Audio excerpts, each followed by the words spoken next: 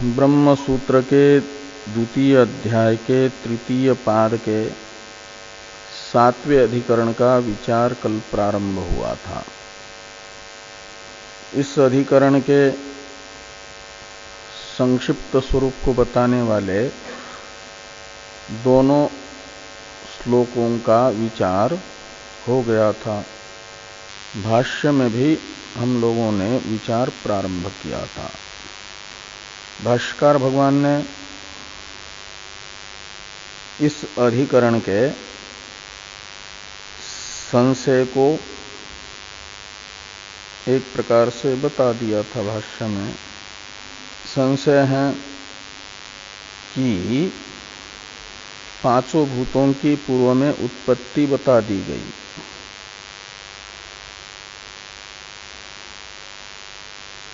तो पांचों भूतों की उत्पत्ति में से आकाश नामक भूत की उत्पत्ति तो बताई गई परमात्मा से, और आकाश की उत्पत्ति बताई, आकाश से उत्पत्ति बताई गई वायु की, आकाशाद वायु संभूत इस वाक्य से,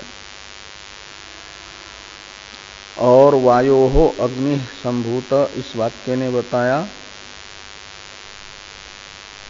कि वायु से उत्पन्न हुआ अग्नि, अग्नेरापः संभूता, यह वाक्य बताता है कि जल अग्नि से उत्पन्न हुआ, और अद्य पृथ्वी संभूता, यह वाक्य बताता है कि पृथ्वी उत्पन्न हुई है जल से। तो ये संशय हुआ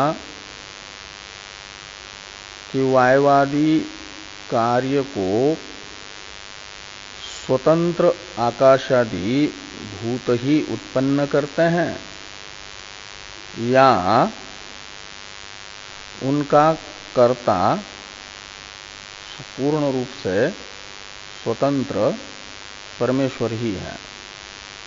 आकाशादि में वायवादी कर्तृत्व है या ब्रह्म में कर्तृत्व है वायवादी का, ये संशय हुआ। इसी संशय को एक प्रकार से टीका में, अवतरण में टीकाकार ने बताया था, और भाष्य में भी आया था कि किम इमानि वियदादिनी भूतानि स्वयं एव स्वविकारान् सृजन्ति आहोस्वित परमेश्वर एव तेन तेन आत्मना अवतिष्ठमानो अभिध्यायन् तम तम विकारम सृजति इति।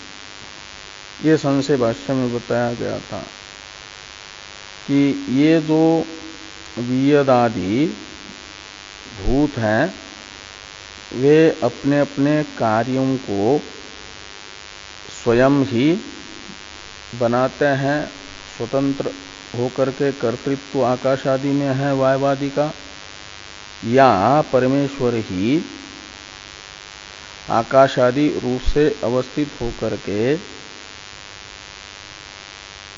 उनको बनाता है वायवादी को। इस प्रकार का संदेह होने पर पूर्व पक्ष प्राप्त हो जाएगा। कहा कि इति संदेह सति प्राप्तम तावत स्वयं एव सृजन्ति इति। ये पूर्व पक्ष है कि दो कोटिक संशय होने पर प्रथम कोटि है पूर्व पक्ष की। प्रथम कोटि है कि आकाशादि भूत स्वयं ही अपने कार्य वायवादी का सर्जन करते हैं, वायवादी को बनाते हैं, उत्पन्न करते हैं। इस प्रकार का पूर्व पक्ष प्राप्त होने पर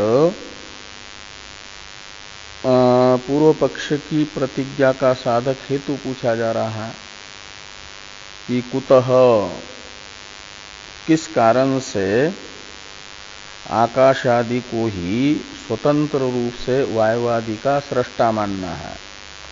ये कुतः शब्द का अर्थ है। तो हेतु बताया जा रहा है पूर्व पक्ष के द्वारा अपनी प्रतिज्ञा की सिद्धि के लिए आकाशाद वायुर्वायोरग्नि इत्यादि स्वातंत्र्य श्रवणात्। पूर्व पक्षी कहते हैं कि आकाशाद वायोः अग्नि इत्यादि श्रुति वायवादि के सर्जन में आकाशादि का स्वातंत्र्य बता रही है। स्वातंत्र्य यानी कर्तृत्व। हाँ, कैसे ज्ञात हुआ आपको कि वायु के निर्माण में आकाश में कर्तृत्व इस श्रुति से, आकाशाद वायु श्रुति से ज्ञात हो रहा है करके, ये कैसे निश्चित किया आपने? वायो अग्नि, यह श्रुति अग्नि को सर्जन करने के लिए वायु स्वतंत्र करता है, ये कैसे ज्ञात हुआ? तो टीकाकार टीका में बताएंगे पूर्व पक्षी का अभिप्राय। तो टीका को देखिए। किम इमानी इत्यादिना, इस प्रतीक के बाद में टीकाकार ये कह रहे हैं कि सीधे भाष्य में क्या कहा गया, संशय बताया गया शुरू में, और जहां पर संशय बता करके संशय का हेतु नहीं बताया जाता है तो वहां संशय का हेतु समझ लेना चाहिए।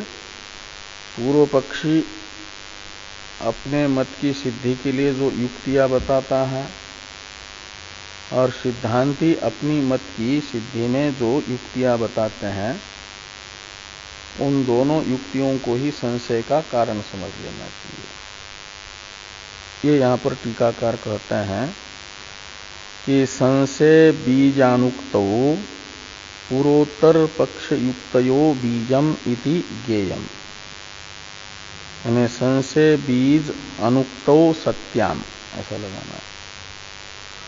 संशय का हेतु न कहा जाने पर, यदि संशय के बीज को न कहा जाए तो बिना हेतु के तो संशय होगा नहीं, तो फिर वहां संशय का बीज किसको कहा जाए? तो कहते पूर्वोत्तर पक्ष युक्तयो बीजम ज्ञेयम, यानी संशय का बीज यानी हेतु ऐसे स्थल पर पूर्व पक्ष और सिद्धांत पक्ष में बताई गई जो युक्तियां हैं उन्हीं को समझना चाहिए। संशय का बीज ज्ञेयम का अर्थ समझ लेना चाहिए। अब भाष्य में जो ननु अचेतनानाम स्वतंत्राणाम इत्यादि वाक्य आ रहा है, इसका अवतरण है टीका में, और इसी में वह भी स्पष्ट हो जाएगा कि आकाशाद वायो अग्नि इत्यादि वचनों से आकाश आदि में स्वातंत्र्य कैसे ज्ञात हो रहा है, ये भी बताएंगे टीकाकार। तो अवतरण में पहले लिखते हैं टीकाकार कि ननु अत्र भूतानां किम स्वातंत्र्येण उपादानत्वम आशंक्यते कर्तृत्वम वा। यहां पूर्व पक्षी के प्रति सिद्धांती के अनुयायी ये प्रश्न कर रहे हैं दो, कि आप लोग वायवादि के कारणत्व की आशंका कर रहे हो भूतादि में, यानी पृथ्वी आदि आकाश आदि में। वियदादि पूर्व भूत कारण है उत्तर उत्तर वायवादि भूतों के। आकाशाद वायो अग्नि इत्यादि श्रुति के आधार पर। तो आकाशाद वायो अग्नि इत्यादि श्रुति वायवादि का उपादानत्व आकाशादि में बता रही है। कारण दो प्रकार का वेदांति के अनुसार, उपादान कारण निमित्त कारण। तो आकाशाद वायु संभूत, यह श्रुति आकाश को कारण, वायु को कार्य बता रही है। तो वायु का उपादान कारणत्व आकाश में बता रही है या निमित्त कारणत्व बता रही है। ऐसे वायोहो अग्नि, यह श्रुति अग्नि का कारण वायु को कह रही है। तो अग्नि का कारण जो वायु है वो उपादान कारण है या निमित्त कारण है? कौन सा कारण तो बताया जा रहा है? ये सिद्धांति के अनुयायी ने पूर्व पक्षी से पूछा कि आप लोग आकाश आदि में वायवादि के कारणत्व की आशंका कर रहे हो, तो कारणत्व तो दो प्रकार का है, उपादान कारणत्व, निमित्त कारणत्व। उनमें से आप आकाश आदि में उपादान कारणत्व की आशंका कर रहे हो वायवादी के, या वायवादी उत्तर उत्तर भूत के पूर्व पूर्व भूत में निमित्त कारणत्व की आशंका कर रहे हो? ये सिद्धांति के अनुयायी ने पूर्व पक्षी से पूछा कि अत्र भूतानां किम स्वातंत्र्येन उपादानत्वम आशंक्यते कर्तृत्वम वा। कर्तृत्व है निमित्त कारण, कारणत्व। तो उनमें से यदि पूर्व पक्षी ये कहते हैं कि आकाशाद वायु इत्यादि से हम उपादान कारणत्व की आशंका कर रहे हैं, वायवादि का उपादान कारणत्व आकाशादि में है, ये बता रहे हैं। तो कहते हैं नाद्य, ये प्रथम पक्ष यदि लेंगे कि स्वातंत्र्येन आकाशादि में वायवादि का उपादानत्व है, तो ये संभव नहीं है, कह रहे हैं कि नाद्य। क्यों? तो रचना अनुपपत्ते है इत्यादि न्याय विरोधात इति शंकते।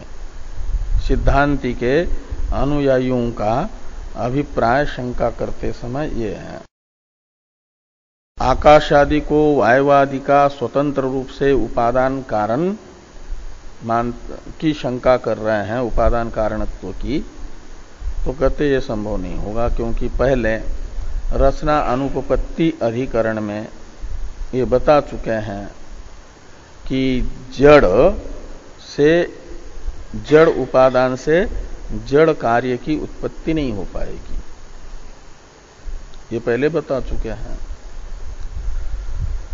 तो इसलिए ये रचनानुपपत्ति अधिकरण में ये सब बताया है। तो इसका विरोध होगा, इस प्रकार की शंका की जा रही है कि अचेतनानाम स्वतंत्राणाम प्रवृत्ति ही प्रतिषिद्धा।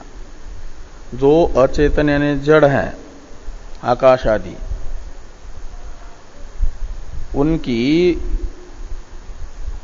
वायवादी रूप कार्य को बनाने में या उस रूप से परिणत होने में स्वतंत्र प्रवृत्ति का निषेध हुआ है रचनानुपपत्ति में।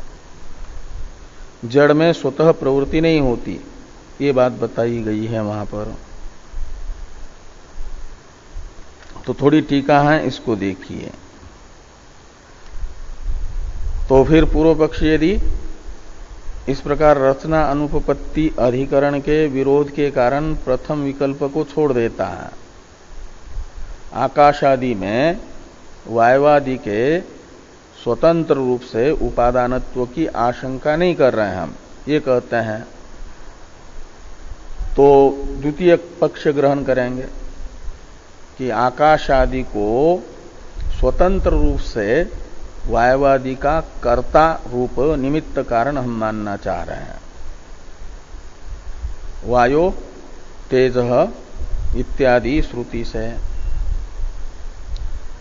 यानी आकाशाद वायु संभूत, वायु अग्नि संभूत इत्यादि श्रुति के आधार पर हम मानना चाहते हैं कि आकाशादि स्वतंत्र रूप से वायवादि के कर्ता हैं। उनमें कर्तृत्व की आशंका कर रहे हैं हम। इस प्रकार यदि पूर्व पक्षी कहते हैं तो सिद्धांति के ही अनुयायी कह रहे हैं कि न द्वितीय, टीका में तो द्वितीय हुआ कि स्वातंत्र्येन कर्तृत्वम आशंक्यते, ये पक्ष भी नहीं ग्रहण किया जा सकता। क्यों? कहते अचेतनत्वात्, जो अचेतन है उसमें स्वतंत्र प्रवृत्ति नहीं देखी जाती, यह अभिप्राय निकला। तो अब नैष दोष इत्यादि से पूर्व पक्ष आ रहा है सिद्धांत के प्रश्न का उत्तर देने के लिए। तो नैष दोष इत्यादि से पूर्व पक्ष जिस अभिप्राय से उत्तर दे रहे हैं पूर्व पक्षी, वह अभिप्राय स्पष्ट करते हैं टीकाकार। तो टीका में है कि यथा मनुष्यादि शब्दैहि तत्तद्यहाभिमानिनो जीवाः उच्यन्ते तथा आकाशाद वायु इत्यादि श्रुतौ आकाशादि शब्दैहि तत्तद्भूताभिमानी देवता उच्यन्ते तासां स्वकार्ये वायवादो कर्तृत्व संभवात् निरपेक्ष निमित्तत्वं पंचम्यर्थ। ये पूर्व पक्षी का अभिप्राय है कि जैसे लोक में मनुष्य बैठे हैं, ऐसा कहते हैं, गाय जा रही हैं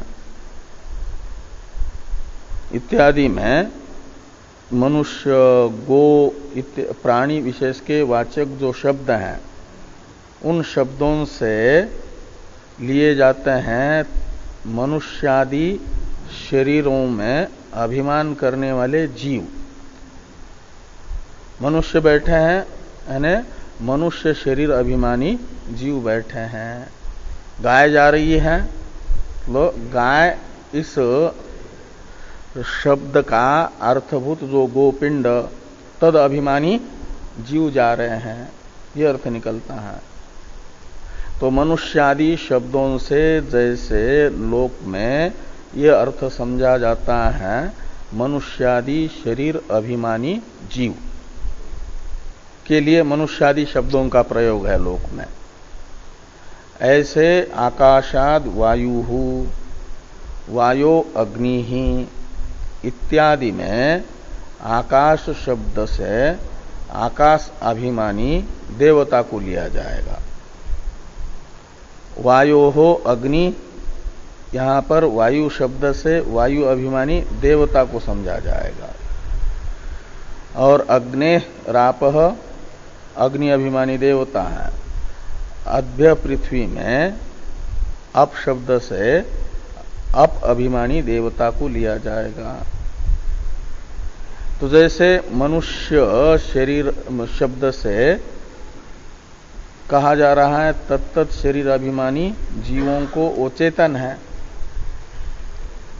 और चेतन होने से उनमें प्रवृत्ति हो जाएगी स्वतंत्र चेतनों की।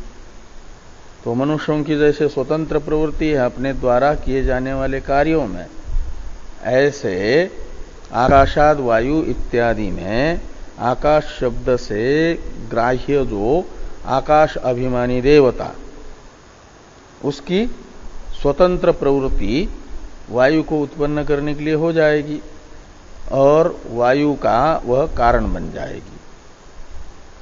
ऐसे वायु अभिमानी देवता अग्नि को बनाएगी, अग्नि अभिमानी देवता जल को, जल अभिमानी देवता पृथ्वी को। वो तो चेतन है, उनमें स्वतंत्र प्रवृत्ति में कोई अनुपपत्ति नहीं है। ये कह रहे हैं कि यथा मनुष्यादि शब्दै ही तत्तद्देहाभिमानिनो जीवा उच्यन्ते, ये तो दृष्टांत हुआ। ऐसे दार्ष्टान्त में आकाशाद वायु इत्यादि श्रुतौ आकाशादि शब्दैः तत्तद्भूताभिमानी देवता उच्यन्ते। तो आकाशाद वायु इत्यादि श्रुतियों में आकाशादि शब्दों से तत्तद्भूताभिमानी यानी आकाशादि भूतों की अभिमानी देवता को कहा जा रहा है। देवताएं बताई जा रही हैं। तो तासाम, तासाम यानी देवता नाम, तत्तद्भूताभिमानी देवताओं में स्वकार्ये वायवादो कर्तृत्व संभवात। तो अपना अपना जो कार्य है वायवादी उनका कर्ता ये आकाशादि अभिमानी देवताएं बन सकती हैं, उनमें कर्तृत्व संभव है। इसलिए आकाशाद वायु यहां पर जो पंचमी है, वायु अग्नि यहां पर जो पंचमी है, वह पंचमी प्रकृति रूप अपादान अर्थक नहीं है, यानी उपादान कारण अर्थ में पंचमी नहीं है, अपितु निरपेक्ष निमित्तत्व यानी कर्तृत्व। निरपेक्ष निमित्तत्व कहते हैं कर्तृत्व को। तो कर्तृत्व अर्थ में पंचमी है, प्रकृतित्व अर्थ में नहीं। और ये जो कहा गया आकाशाद वायु संभूतम है, आकाशात में जो पंचमी है वो पंचमी विभक्ति आकाश अभिमानी देवता में कर्तृत्व बता रही है। वो जो पंचमी श्रवण है वह कर्तृत्व बता रहा है। ये कहा ना कि आकाशाद वायु वायो अग्नि इत्यादि स्वातंत्र्य श्रवणात्, स्वातंत्र्य यानी कर्तृत्व। तो यहां पर कैसे स्वातंत्र्य श्रवण हो रहा है? वही पंचमी का अर्थ स्वातंत्र्य है, यानी कर्तृत्व है। हाँ, स्वतंत्र कर्ता होता है। तो इसलिए पंचमी का अर्थ कर्तृत्व निकल रहा है। ये पूर्व पक्षी का कथन है। तो तासाम स्वकार्य वायवादो कर्तृत्व संभवात निरपेक्ष निमित्तत्व यानी कर्तृत्व, उसी को स्वातंत्र्य भी कहते हैं पंचम्य अर्थ। एवं तो एक तो आकाशाद वायु वायु अग्नि इत्यादि श्रुति बता रही है कि वायवादि का कर्ता आकाशादि है। ये आकाशाद वायु इत्यादि श्रुति से निकल रहा है। तो पूर्व पक्षी को तो अभिष्ट है श्रुतियों का आपस में विरोध दिखाना। श्रुतियों का आपस में विरोध कब होगा? श्रुतियों का आपस में विरोध तब होगा कि एक श्रुति बता दे कि वायवादि का कर्ता स्वतंत्र कर्ता आकाशादि है, और दूसरी श्रुति वायवादि का कर्ता आकाशादि को न बता करके किसी अन्य को बता दे, तो श्रुतियों का आपस में विरोध होगा। तो पूर्व पक्षी का जो अभिष्ट है वो सिद्ध हो जाएगा। पूर्व पक्षी का अभिष्ट है श्रुतियों में आपस में विरोध दिखा करके श्रुति मत को अनुपादेय बताना, अग्राह्य बताना। ये अभिष्ट पूर्व पक्षी का सिद्ध होगा। इसके लिए आकाशाद वायु इत्यादि में पूर्व पक्षी ने कहा कि पंचमी उपादान अर्थ में नहीं, उपादान कारणत्व अर्थ में नहीं, अपितु कर्तृत्व अर्थ में है, निरपेक्ष निमित्तत्व अर्थ में है। और अब दूसरी श्रुति जो वायवादि का कर्ता आकाशादि को न बता करके परमेश्वर को बताएगी, ऐसी एक श्रुति दिखाएंगे पूर्व पक्षी, और कहेंगे देखो ये दो श्रुतियां आपस में वायवादी कार्यों के अलग अलग कर्ताओं को बता रही हैं। इसलिए परस्पर विरुद्ध अर्थ का कथन करने वाली श्रुति को कैसे प्रमाण माना जाए, ये पूर्व पक्षी बताएंगे। तो आगे देखिए कि एवं तद आत्मानं स्वयं अकुरुत इति श्रुतौ स्वयं इति विशेषणात् ब्रह्मणो अन्य अनपेक्ष सर्वकर्तृत्व संभवात् निरपेक्ष निमित्तत्वं श्रुतम तद आत्मानं स्वयं अकुरुत इति श्रुतौ ब्रह्मणो निरपेक्ष निमित्तत्वं श्रुतम ऐसे लगाना। आकाशाद वायु इत्यादि श्रुतियों में तो पंचमी का अर्थ निरपेक्ष निमित्तत्व होने से आकाश आदि में निरपेक्ष निमित्तत्व सुना जा रहा है और तद आत्मानं स्वयं अकुरुत यह श्रुति वायवादि का निरपेक्ष निमित्तत्व ब्रह्म में बता रही है। कैसे ब्रह्म में बता रही है? तो कहते हैं स्वयं शब्द का प्रयोग किया है। तो ये कहते हैं कि इति श्रुतौ स्वयं इति विशेषणात् ब्रह्मणो अन्य अनपेक्ष सर्वकर्तृत्व संभवात्। तो ब्रह्म में सर्वकर्तृत्व बताया जा रहा है, इसलिए निरपेक्ष निमित्तत्वम ब्रह्मणो श्रुतम। तो ये श्रुति ब्रह्म को निरपेक्ष कर्ता बता रही है और आकाशाद वायु इत्यादि श्रुतियां वायवादि के प्रति आकाश आदि को निरपेक्ष कर्ता बता रही है। तथा च इस प्रकार ये अलग अलग कर्ता को बताने वाली श्रुतियां आपस में विरुद्ध हैं। ये कह रही है कि तथा च मिथो निरपेक्ष ईश्वर भूतकर्त्री श्रुत्योर विरोधात्। ये पूर्व पक्षी का अभीष्ट सिद्ध हुआ।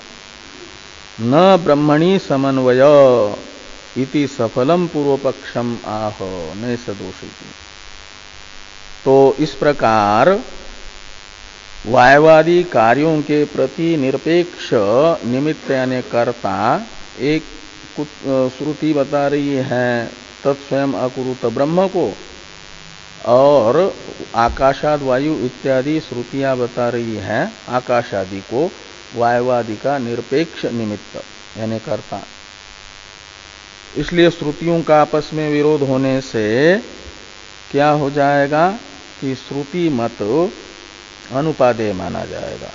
तो प्रथम अध्याय के द्वारा जो ब्रह्म में चेतन ब्रह्म में वेदांतों का समन्वय बताया कि चेतन ब्रह्म ही कारण है करके, अभिन्न निमित्त उपादान कारण सारे जगत का ब्रह्म है, ये जो बताया गया ये सिद्ध नहीं होगा, इस समन्वय की असिद्धि।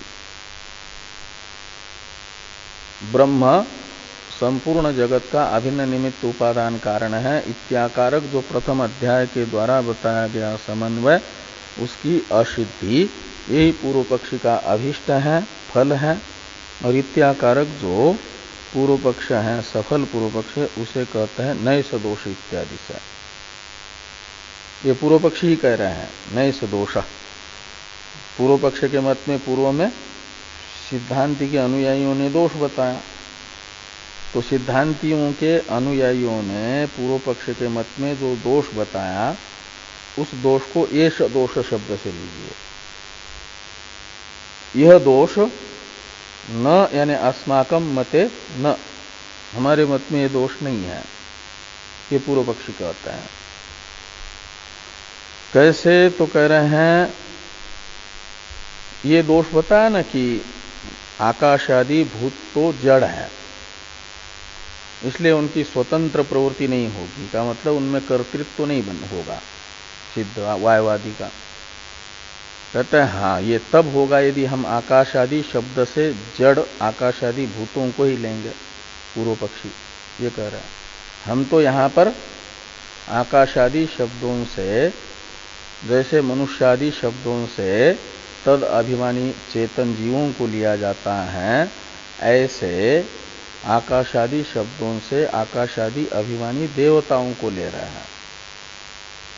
और वो तो चेतन है, और चेतन होने से उनमें कर्तृत्व क्यों नहीं होगा? जरूर होगा। और जैसा हम कह रहे हैं ऐसा ही श्रुति भी कह रही है। इसलिए कहते हैं कि तत्तेज ऐक्षत ता आप ऐक्षंत इति च भूतानाम अपि चेतनत्व श्रवणात्। यहाँ भूतानाम शब्द से भूत अभिमानी देवता को लेना। तो तत्तेज ऐक्षत, ये जो श्रुति है ईक्षित्रित्व बता रही है तेज में। तो जड़ तेज, तो वहां तेज शब्द का अर्थ नहीं हो सकता, क्योंकि ईक्षण धर्म चेतन का है। इसलिए वहां तेज शब्द का अर्थ समझना तेज अभिमानी देवता ने ईक्षण किया।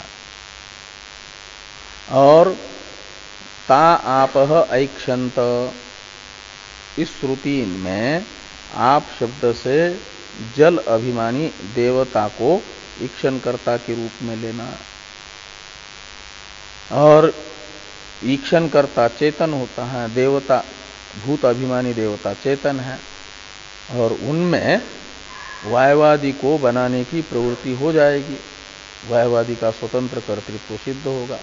इसलिए जो दोष आप कह रहे हैं, ये यदि हम आकाशादि शब्द से केवल जड़ भूत मात्र को ग्रहण करेंगे तब हो सकता है दोष।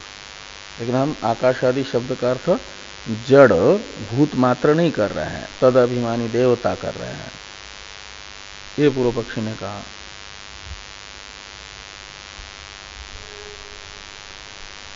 थोड़ी टीका है, इसको देखिए।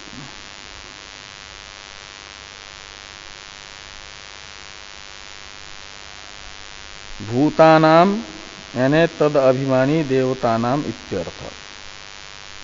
भाष्य में जो पूर्व पक्षी को बताते समय भूतानाम पद आया ना, तो उस भूतानाम शब्द का अर्थ है तदाभिमानी देवतानाम।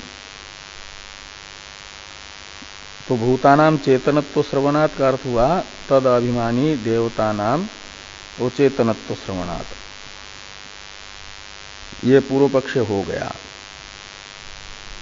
तो ये कहा था ना कि द्वितीय अध्याय के तृतीय पाद में प्रत्येक अधिकरण में 3-3 पक्ष हैं, केवल 2-2 नहीं, 3-3 पक्ष हैं।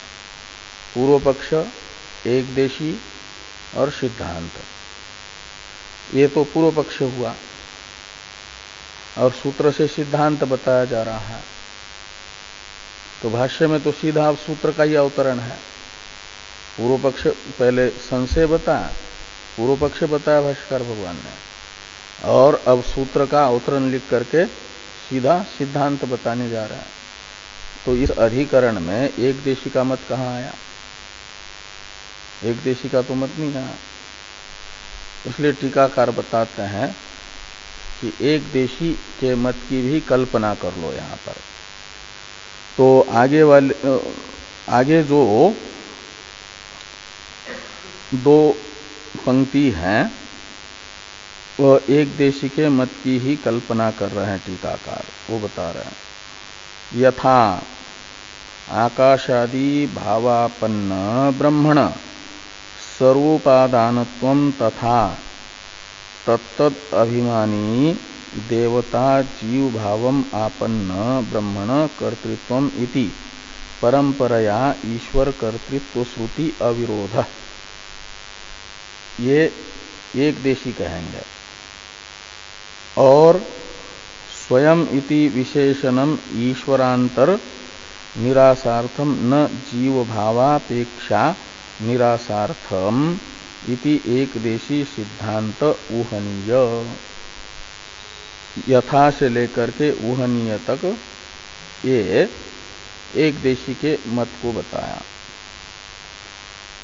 एक देशी का कथन ये रहेगा, पूर्व पक्ष प्राप्त हुआ ना, तो पूर्व पक्षी ने तो आकाशाद वायु इत्यादि श्रुतियां और तत्स्वयं अकुरुत, तत्स्वयं आत्मानम अकुरुत, इस श्रुति में आपस में विरोध बताया। ये पूर्व पक्ष हुआ कि श्रुति का आपस में विरोध है। एक देशी और सिद्धांती दोनों भी श्रुतियों का अविरोध बताते हैं, लेकिन दोनों में इतनी श्रुतियों का अविरोध बताने में समानता होने पर भी बाकी सब समानताएं नहीं है। प्रत्येक अधिकरण में स्थिति रही। यहां पर भी ऐसा ही है। तो एक देशी की मान्यता है पूर्व पक्षी के तरह ही यहां पर भी। यहां क्या मान्यता, यानी अविरोध है इतने अंश में, तो पूर्व पक्षी से एक देशी का विरोध। लेकिन आकाशाद वायु इत्यादि श्रुतियों में आकाशादि शब्द से आकाशादि अभिमानी देवताओं को लिया जा रहा है। ये पूर्व पक्षी ने भी कहा। इसमें ये एक देशी भी अपनी सहमति बताते हैं कि आकाशादि शब्द से आकाशादि अभिमानी देवता को ही लिया जा रहा है करके। तो कहते ठीक है, आकाशादि अभिमानी देवता को लोगे। तो कहते हैं जैसे, और यहां दोनों के साथ अपना एक देशी का ये है एक प्रकार से साम्य। तो वेदांती क्या कहते हैं, वेदांत की जैसे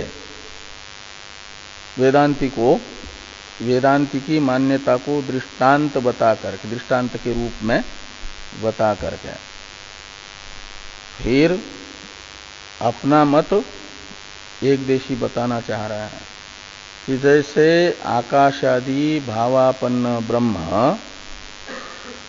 वायवादि का उपादान है, सीधा ब्रह्म वायु का उपादान कारण नहीं, जैसे मायोपाधिक ब्रह्म आकाश का उपादान कारण, मायोपाधिक ब्रह्म आकाश का उपादान कारण, ऐसे माया और आकाश उपाधिक ब्रह्म को वायु का उपादान कारण माना जाता है। और अग्नि का उपादान कारण है, पूर्व उपाधि तो रहेगी, उत्तर उपाधि को भी लेगा। पूर्व दो उपाधि और वायु उपाधिक ब्रह्म उपादान कारण है आपके अग्नि का, ऐसा मानते हैं। तो जैसे आकाशादि भावापन्न ब्रह्म को वायवादि का उपादान कारण कहा जाता है, ऐसे पूर्व पक्षी का तो कथन था कि आकाशादि अभिमानी देवता ही करता है, और एक देशी का कथन है कि आकाशादि अभिमानी देवता द्वारा ब्रह्म करता है। जैसे वायु का उपादान कारण आकाश नहीं, आकाश भावापन्न ब्रह्म वायु का उपादान कारण, ऐसे आकाश अभिमानी देवता द्वारा ब्रह्म ही वायु का करता है। वायु अभिमानी देवता द्वारा ब्रह्म ही अग्नि का करता है। अग्नि अभिमानी देवता द्वारा ब्रह्म ही जल का करता है। ये एक देशी कहेंगे। और जैसे हम मनुष्य ब्रह्म से अलग नहीं है, जीवो ब्रह्मैव नापरः कहा जाता है। अनेन जीवेनात्मना अनुप्रविश्य नाम रूपे व्याकरवाणी। तो जीव रूप से ब्रह्म का ही प्रवेश है, जीव कोई ब्रह्म से अलग थोड़ा ही है। लेकिन सीधा ब्रह्म जो है तो आकाश को बनाएगा। मायोपाधिक ब्रह्म आकाश का करता है, और वायु का कर्ता बनने के लिए तो आकाश जैसे ही बना तो आकाश अभिमानी देवता के रूप में, देवता भी तो एक जीव ही है, तो आकाश रूप भूत में आकाश अभिमानी देवता रूप जीव का जीव भावापन्न होकर के ब्रह्म ने प्रवेश किया, और उस आकाश अभिमानी देवता के द्वारा वायु को बनाया। तो देवता द्वारा ब्रह्म ने वायु को बनाया, ऐसा कहा जाएगा। ऐसे किसी ग्रह स्वामी के द्वारा गृह का निर्माण होता है तो मिस्त्री, साक्षात तो मिस्त्री बनाते हैं, लेकिन मिस्त्रियों का नाम थोड़ा ही होता है। जिसने धन खर्च किया माना जाता है उसने बना दिया, उसका नाम होता है उसने बनाया। ऐसे अभिमानी देवताओं के द्वारा ब्रह्म बनाता है, ऐसा मान लो। तो उससे क्या हो जाएगा, तत्स्वयं अकुरुत, ये जो ब्रह्म में कर्तृत्व बताने वाली श्रुति है, उस श्रुति के साथ आकाशाद वायु इत्यादि जो देवता में कर्तृत्व बता रही है ना, उन देवता में कर्तृत्व बताने वाली श्रुतियों का अविरोध सिद्ध होगा। अविरोध ही बताना है, विरोध को हटाना है। तो एक देशी कहते हैं इस प्रकार विरोध दूर होगा कि वायु को बनाते समय ब्रह्म ने ही बनाया, लेकिन आकाश अभिमानी देवता बन करके बनाया। ऐसे वायु अभिमानी देवता बन करके ब्रह्म ने ही अग्नि को बनाया, सीधे ब्रह्म ने नहीं। वो तत्त देवता रूप धारण करके अग्नि बनाया, क्या नाम वो बनाएगा, वायुवादी को ब्रह्म। हाँ, परंपरा, यही परंपरा हो गई ना, यही परंपरा हो गई कि वो देवता बन करके, देवता द्वारा। तो ये लिखते हैं टीका में टीकाकार कि यथा आकाशादि भावापन्न ब्रह्मण स्वरूपादानत्वम तथा तत्तद अभिमानी देवता जीव भावम आपन्न ब्रह्मण, यानी तत्तद देवता रूप जो जीव है उस जीव भाव को प्राप्त करके, तो मतलब वो देवता बन करके, आकाश अभिमानी देवता बन गया ब्रह्म। तो माना गया कि आकाश अभिमानी देवता रूप जो जीव है तद्भावापन्न हुआ, और तद्भावापन्न होकर के ब्रह्मण कर्तृत्व, ब्रह्म में कर्तृत्व है, इति परंपरया ईश्वर कर्तृत्व।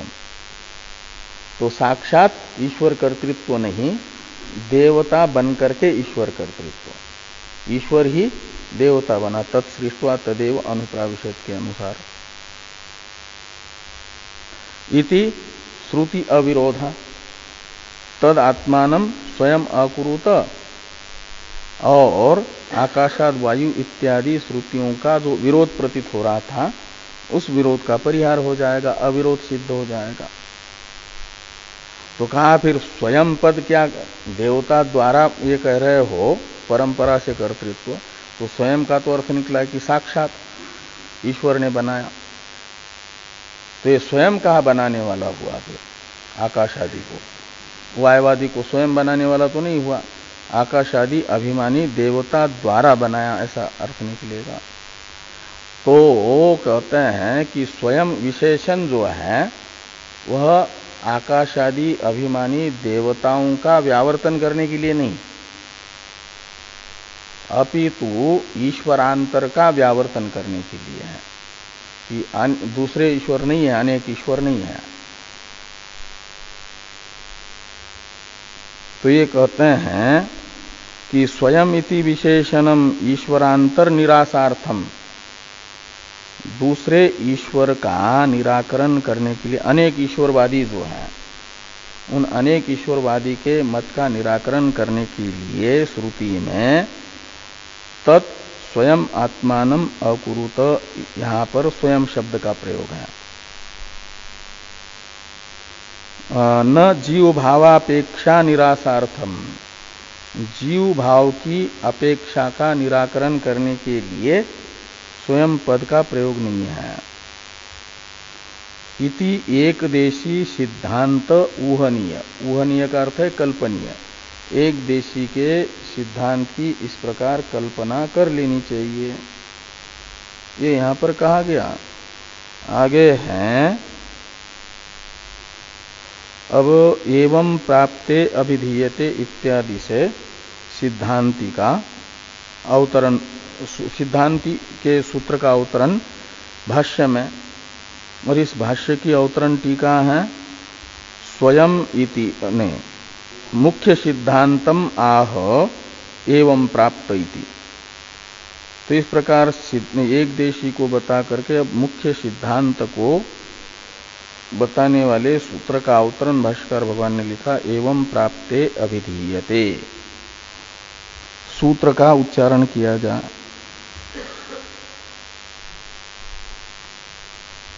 अभिध्यानाद एव तु तल्लिंगात् सह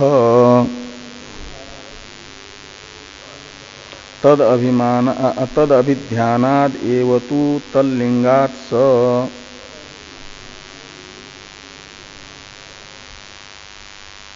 तद अभिध्यानात् एव तु तल्लिंगात् और स,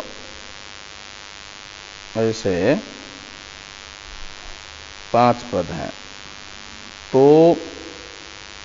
सह शब्द है सर्वनाम, वो परमात्मा का परामर्शक है। एव का अन्वय स के साथ कर दीजिए। तो वायवादी नाम भूतानाम साक्षात्कर्ता स एव, ऐसा ये सिद्धांति का सिद्धांति की प्रतिज्ञा होगी, मत होगा। वायवादी नाम साक्षात्कर्ता यानी स्वतंत्र कर्ता स एव यानी परमेश्वर एव। वायवादी का स्वतंत्र कर्ता परमेश्वर ही है। आकाशादि अभिमानी देवता द्वारा, आकाशादि अभिमानी देवता भावापन्न हो करके ब्रह्म ने वायवादी को बनाया, ऐसा नहीं।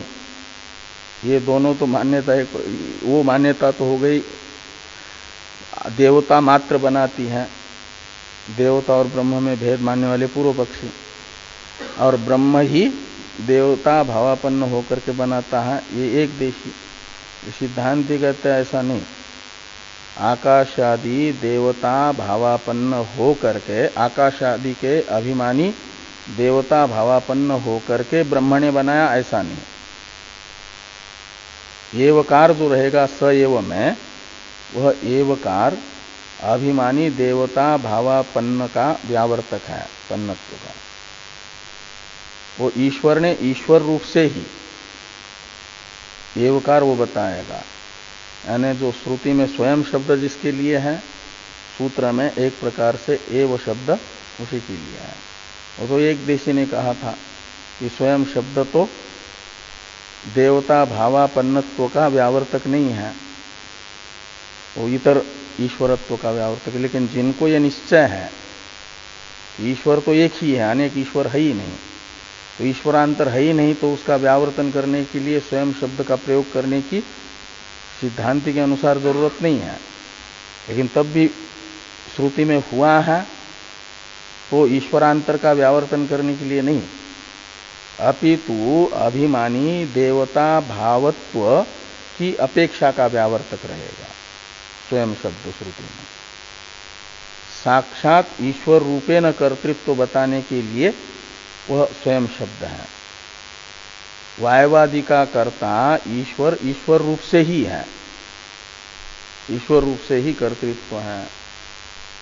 स एव वायवादी नाम कर्ता, यानी यह आकाशस्य कर्ता, स एव ऐसा लगा दीजिए। जिसने आकाश को बनाया, जिस रूप से आकाश को जिस रूप से बनाया, उसी रूप से वायवादी को भी बनाता है। ईश्वर रूप से बनाया, मायुपाधिक चैतन्य रूप से बनाया, तो मायुपाधिक चैतन्य रूप से ही कर्तृत्व वायवादी का भी ब्रह्म में है। आकाश आदि, आकाश का कर्तृत्व जिस रूप से है, उसी रूप से वायवादी का भी कर्तृत्व है, ईश्वर रूप से ही, जीव रूप से नहीं, जीव भावापन्न होकर के नहीं। कहा ऐसा क्यों? सएव इतने का अर्थ हुआ कि ईश्वर ने ईश्वर रूप से ही वायवादी को बनाया है। इस अर्थ का ज्ञापक प्रमाण कहते तल्लिंगात, और तल्लिंगात का अर्थ है ईश्वर में ईश्वरत्व रूप से ही सब का नियामकत्व बताने वाली जो श्रुति है, अंतर्यामित्व, तो ये अंतर्यामी ब्राह्मण ये बताता है कि जैसे हमारे यहाँ अपने शरीर में दो हैं, एक शरीर अभिमानी जीव जो इस शरीर में रह करके अपने किए हुए कर्म का फलोपभोग करता है, सुख दुख का अनुभव, और एक ईश्वर। तो ईश्वर सर्वभूतानां हृदयेश अर्जुन तिष्ठति भ्रामयन सर्वभूतानि यंत्रारूढ़ानि माया, सबका प्रवर्तक बन करके वह सबके हृदय में है अंतर्यामी के रूप में, गीता ने बताया। और अंतर्यामी ब्राह्मण कहता है कि आकाश में आकाशाभिमानी देवता भी है और आकाश अभिमानी देवता का भी नियमन करने वाला अंतर्यामी है।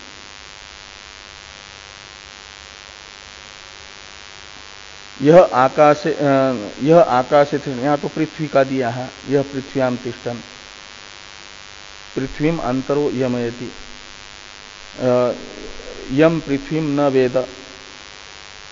तो यम पृथ्वीम न वेद, इसमें क्या कहा जा रहा है कि पृथ्वी जिसको नहीं जानती है, इसका वहां पृथ्वी शब्द से पृथ्वी अभिमानी देवता लिया जाएगा। जड़ पृथ्वी मात्र लेंगे यदि पृथ्वी से, तो उसमें तो वेतृत्व ही नहीं है जड़ होने से, तो श्रुति उसमें वेतृत्व का निषेध करेगी तो अप्राप्त निषेध हो जाएगा, वो निरर्थक निषेध हो जाएगा।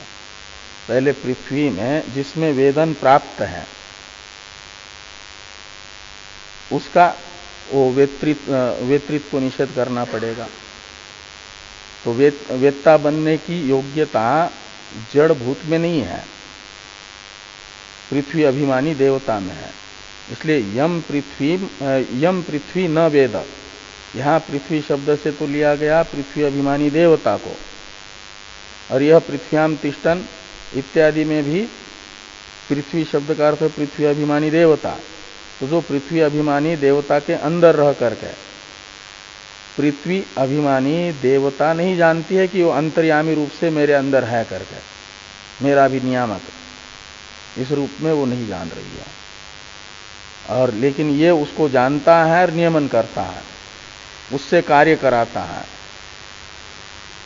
तो इससे ये निश्चित हो रहा है कि नान्यो अतोस्ति दृष्टि इत्यादि श्रुतियां ये बता रही है कि दूसरा जो कोई दृष्टा भी नहीं है और जो जीव के रूप में विद्यमान है, वह सारे चेतन जीव भी स्वतंत्र रूप से कोई प्रवृत्ति नहीं कर पाते हैं, अंतर्यामी की प्रेरणा से ही।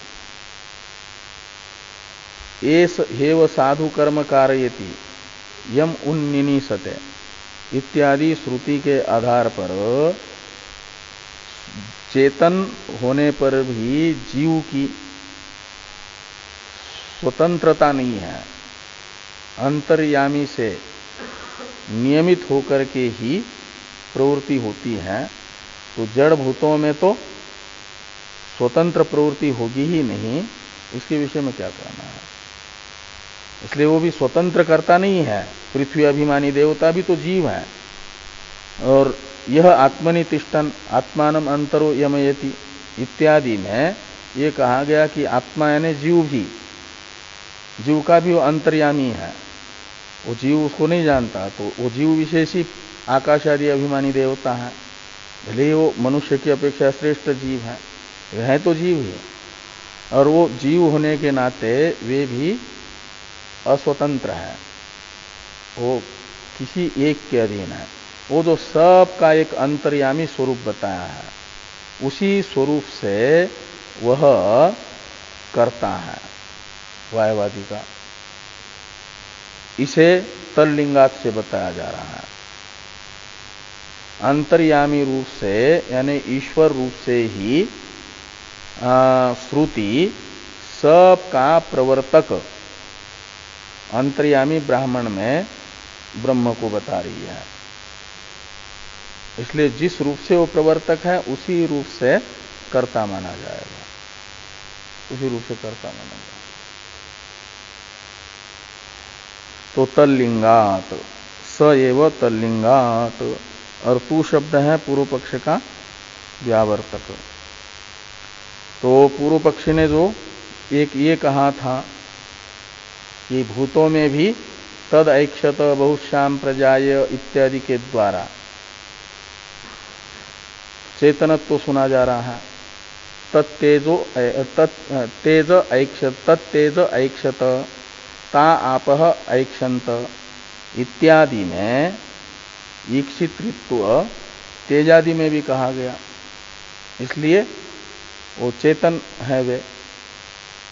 कहते हैं उनमें जो ईक्षितृत्व सुना गया वह तद अभिध्यानात्, इसमें तत् का मतलब ये जो जिनको बनाया जा रहा है कार्यों को, उन कार्य विषयक जो अभिध्यान यानी ईक्षण, और वह ईक्षण किसका है? वो चेतन ब्रह्म का है। शुरू में तद ऐक्षत ये श्रुति कहती है कि बहुश्याम प्रजाय, ऐसा ईक्षण चैतन्य किया है, वो तद अभिध्यान है। तो कार्य विषयक जो अभिध्यान चिंतन रूप ईक्षण है, उस ईक्षण निमित्तक तेजादि में ईक्षण है, स्वतंत्र ईक्षण नहीं है। इसलिए देवता में भी जो ईक्षण है वो ईश्वर का ही ईक्षण बताया जा रहा है। तद अभिध्यानात्, तो वहां अंतर्यामी के रूप में जो वहां बैठा है, तो तद तेज ऐक्षत का अर्थ है एक प्रकार से तेज के अंतर्यामी ने ईक्षण किया। क्या ईक्षण किया? तेज के अंदर रह करके तेज के अंतर्यामी ने ईक्षण किया, अभिध्यान किया कि अभी बहुभवन संपन्न नहीं हुआ, इसलिए जल को बना दूं, तो जल को बना दिया।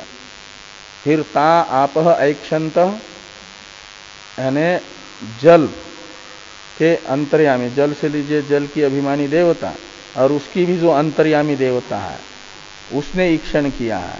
वो ईक्षण बहुत बार नहीं है, वो शुरू वाला ही ईक्षण आएगा। और उसी ईक्षण से क्या हुआ कि फिर पृथ्वी बनी अन्न, ता अन्नम असृजंत।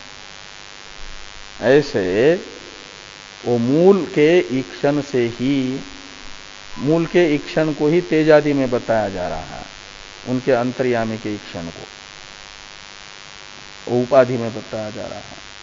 इसलिए तद अभिध्यानात् एव, यानी तद ऐक्षत इत्यादि, ये तत्तेज ऐक्षत इत्यादि उत्पन्न होगा। भाष्य को हम लोग कल देखेंगे।